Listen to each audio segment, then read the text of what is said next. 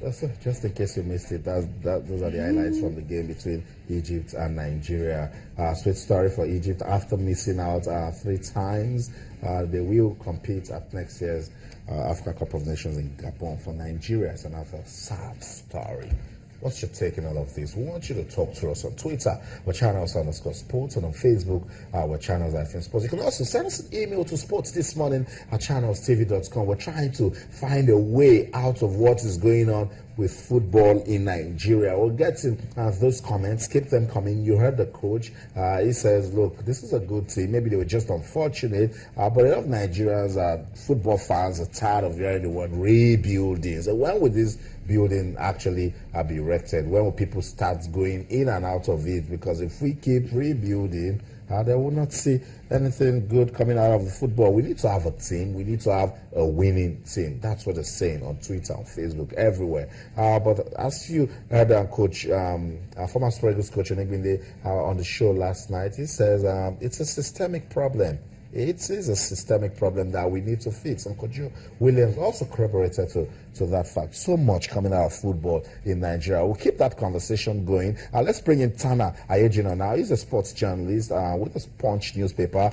Tana, good to have you on the show. Yeah. Congratulations on your pitch awards. Back to back for you again, Tana Ayejina.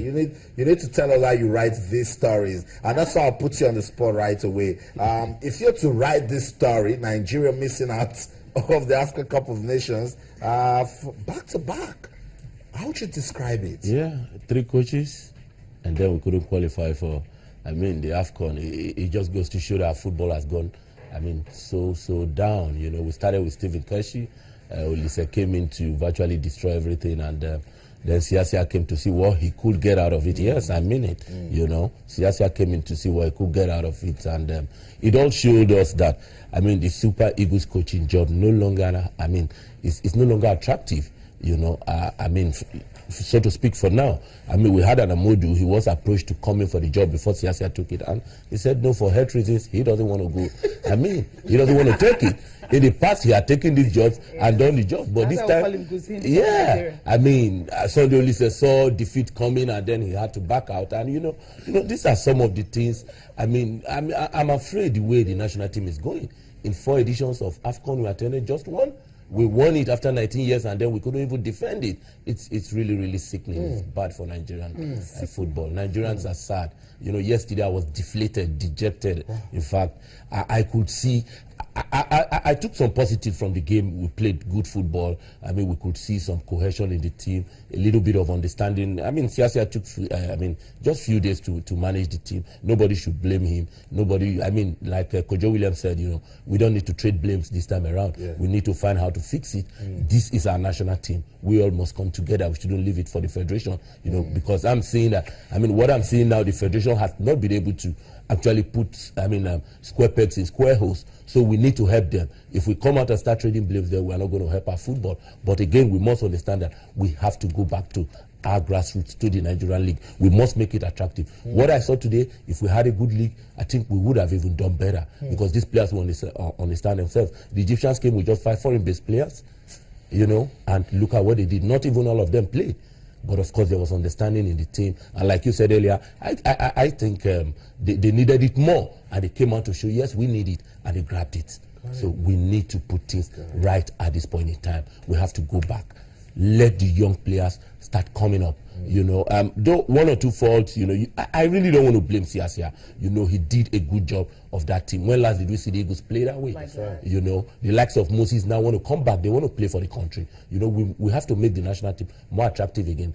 Somebody was not too happy, while watching the game yesterday, saying out of the national team, couldn't identify 5 or 6 players. That's how it's gone. Because in the past, if we saw an Amunike, we knew what he could do. If we saw a Finidi, we knew what he could do. If we saw his replacement on the bench. Already. Come on. Already. When this person is going out. Sometimes you saw people on the bench and you felt they should even have been the ones to start. We no longer have that quality. So what do we need to do? Let's go back and start grooming these players. Let them understand what it means to play for Nigeria. Some of them don't even understand. When you wear the national colors, it's different from playing, how will I put it now, for your club, and then we should understand that playing second division in Europe doesn't guarantee you a shirt here. Rather than going to play second division football in Europe, you can remain in the league here, become a star, and then play for the national team. I think we'll get it right very, very soon. Hopefully. I can't wait for us to get it right. We Very, just very, look at very papers, soon. right? Because Hopefully. I like what Tana is saying, and then you're making me reflect. I look at that Egyptian team. It's even a homeboy that scored the goal, and he's just 19. 19 years old, Just yeah. 19. We're not working. We aren't at all. We aren't. We've got quite a lot of talents here. What we just need to do is have a proper structure on ground and try to identify these talents, make the national team a brand. I mean, often we were together in Kaduna, and I saw the hotel the Super Eagles players. Were lodged in. For me, I was not too impressed with what I saw there. You saw fans everywhere trying to gain entrance into that hotel. There was no proper security, and the hotel wasn't of the class of Super Eagles. And as at the time I was there, around 12, 1 and 2, the players were not yet sleeping. So these guys didn't rest very well. No, we need to put certain things in place. And you saw them moving from one part of the hotel to the other, and all. People were coming in. There was so much distraction. So I don't really want to blame Samson Siasia. I don't want to blame the players. And the They've players given didn't their even all complain. for the country. I think if it was a particular coach with that kind of hotel, we would have heard a whole lot of gist this morning why they were not psychologically ready. That for shows it. that everybody But- just wanted this result. Yes, of You never say, okay, let's just get this result first before we start talking, because if we are distracted, let's not create more distractions. for Distraction ourselves, with that. But Sure. it's so sad that that's standard the way it is. What are the papers saying? Okay, Sporting Sun. Okay, yeah, AFCON 2017, end of the road. Siasia fails again, and of course, NFF foreign coach not our priority now. That's what they're saying. Mikel's Chelsea's future hangs, and which other one that had to do with Super Eagles? I think that's basically all on the Super Eagles this morning. It's all about end of the road. That's coming from the Sporting Sun. Then Complete Sport here has Egypt won, Nigeria nil. Eagles crash out. Missed 2017 AFCON after loss to Pharaohs. Ibrahimovic drops retirement hint, and of course Mikel says play me or I'm off. He's actually talking to Chelsea. A whole lot of NFF Eagles failure won't affect Siasia's job, and Onigbide is saying Eagles AFCON blackout unfortunate. Then Siasia says Egypt lucky to beat Nigeria. What do you think from all this? I think the big news should be, for me, Eagles failure won't affect Siasia's job. Yeah, I think one will begin to understand that sometimes when you have negative results, you can't pick positives from such results. I don't think it should. Every football following Nigeria will be proud of the team, what they saw yesterday. I wasn't expecting much. We saw the crowd. I mean, we saw the game, and so we knew that it wasn't going to be easy for our national team, and they went there. They gave all they could. I mean, maybe a little bit of luck. We could have probably drawn that game, or maybe got a better result. But of course, it was a game to remember. Even if we're not going to the Nations Cup, now we have to be confined to our TV sets to watch the game in Gabon. The matches in Gabon next year. But what else can we do? All we need to do now is start planning ahead. While others are playing in Gabon next year, we should be doing our plan here, not sitting down waiting for another fire brigade approach, or waiting for God to help us. I mean, at a point, I never loved mathematics. I mean, because of Nigeria football, I turned to a mathematician. Permutation here and there. In fact, as I speak to you, some people are already bringing in statistics how we could still go to Gabon. They should have cancelled what happened yesterday. I don't want to be part of that. Let's go back and do things right, and we will get it surely right. If others are doing things right and they are getting it right, if we do it too, we'll get it right, and I believe so. But let's look at, because from the 80s, when we had the golden class that won the Nations Cup, to even 94, how many times did you hear that one coach traveled to America or to the UK to lure one Nigerian that has a middle name, maybe a Yoruba name in the middle, to come and play for this country? We had talent, and I believe we still have talent in this country. But Tana, what Are you going there? Let's find a way out of this. What's really John happening? Fashanu will tell you why he couldn't play for Nigeria. He was called up twice. He got to the national camp and he couldn't get a place. The home-based players were ahead of him. So, and then he saw that, if I continue like this, I won't get a chance to play international football. And then he switched allegiance to England. Those were the days. The likes of John Chidozie, who were abroad, then Silvanus Okpala, Nwakocha, and others. When they came, They were on the bench. While the likes of Muda Lawal, Shegun Odegbami, they were starting, you know, and it went on to the night Ruben Agbola came.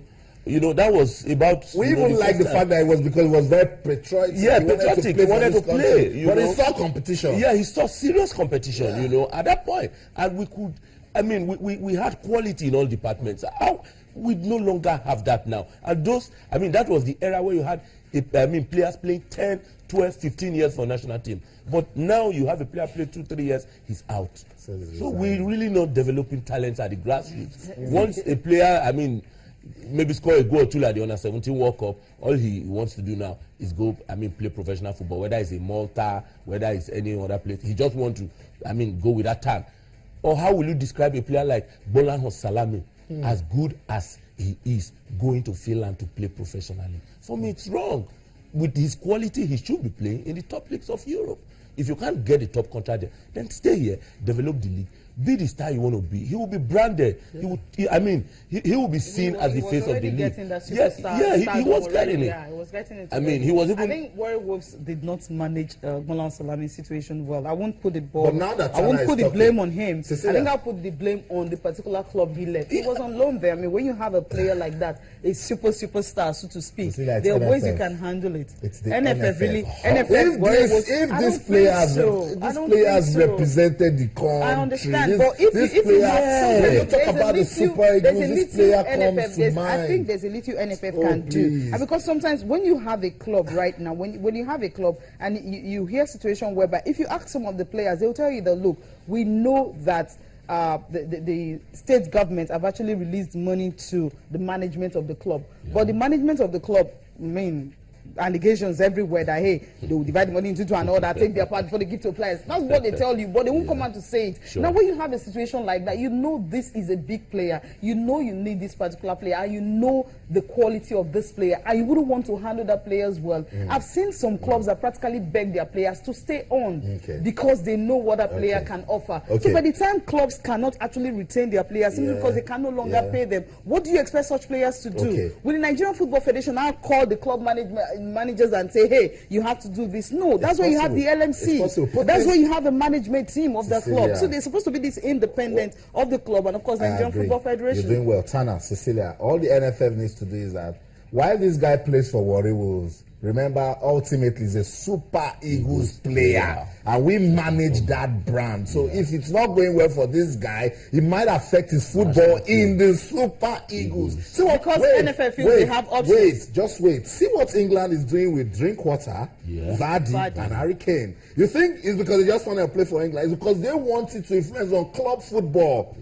From Leicester. That's true. Leicester. Whoever believed that could happen. Everything rises and falls on your FA. Your FA needs to have policies in place that will guide clubs. It's football. You're the one managing it. You're the one okay. Look, I always say now, someone that finished top scorer in the league is in Finland, that played the game against Chad and scored. You know, please. Salami brings in so much drive to the attack. If we had him there, so who's gonna monitor him now over there? If he was in the league still playing for one or two of the top clubs, of course he should have been part of this team. That's what Adebayo Ligbinde was saying when he says it's a systemic problem. Yeah, he also made reference, and when he was saying, he said he knows he's going to make a lot of enemies now. That Amadu Shuaibu is the technical director. That he's sure he doesn't have a table in the office of the NFF. So how is it working? See, because a lot of people just understand that, I have this position, but what responsibilities do you have to that position and ensuring that you are productive, you are results oriented? Everybody just looks at it like, why are you saying now that? Okay, where does the table even play? If we were to even start going back, where does but he has played for the national team now. Somebody will now say, okay, we didn't qualify. What's our business with the table? And then it goes like that. Where does he play? Okay.